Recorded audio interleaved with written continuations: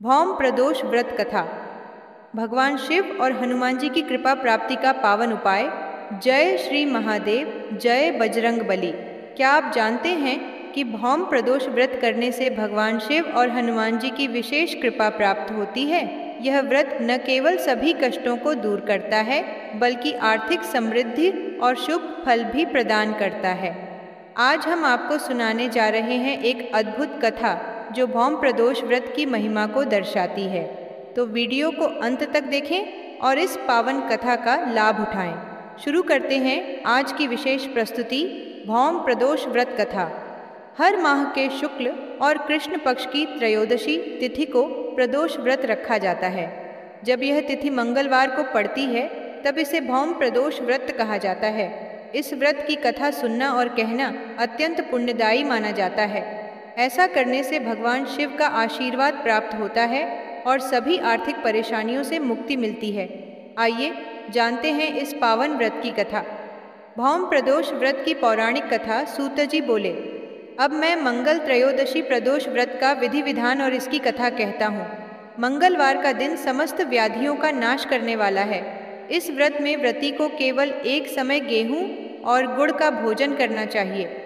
इस व्रत को करने से मनुष्य सभी पापों और रोगों से मुक्त हो जाता है। अब मैं आपको उस वृद्धा की कथा सुनाता हूँ जिसने इस व्रत का पालन कर मोक्ष प्राप्त किया। अत्यंत प्राचीन काल की बात है। एक नगर में एक वृद्धा रहती थी जिसका पुत्र मंगलिया था। वृद्धा को हनुमान जी में अटूट श्रद्धा थी और वह प्रत्येक मंगलवार को व्रत रखती थी। वह विधि पूर्वक हनुमान जी का भोग लगाती और मंगलवार को न तो घर लीपती थी न ही मिट्टी खोदती थी। वृद्धा की यह श्रद्धा देखकर हनुमान जी ने उसकी परीक्षा लेने का निश्चय किया। वे एक साधु का रूप धारण कर उसके द्वार पर पहुँचे और पुकारने लगे, क्या कोई हनुमान भक्त है जो मेरी इच्छा पूरी करे? वृद्धा बाहर आई और हाथ जोड़कर बोली, महाराज आज्ञा दें।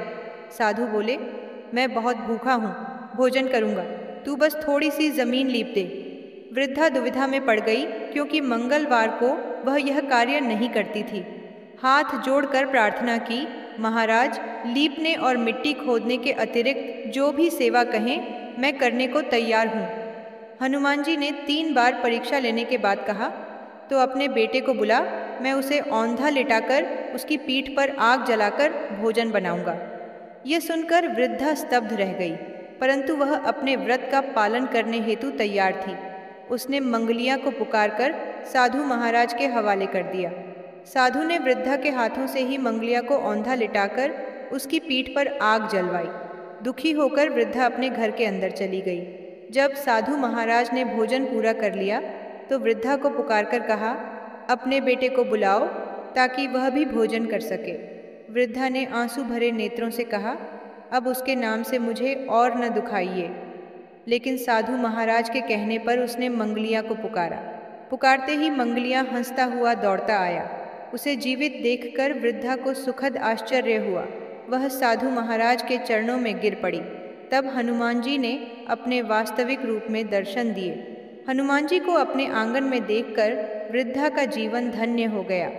भौम प्रदोष व्रत की यह कथा यह दर्शाती है कि जो व्यक्ति पूर्ण श्रद्धा और विश्वास के साथ इस व्रत का पालन करता है उसे भगवान शिव और हनुमान जी की असीम कृपा प्राप्त होती है। यह व्रत सभी प्रकार की बाधाओं, कष्टों और आर्थिक परेशानियों को दूर करता है।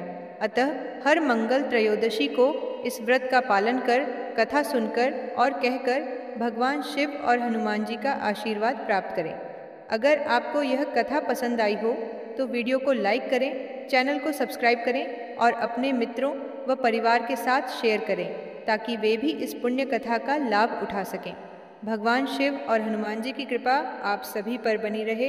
हर हर महादेव, जय बजरंग बली।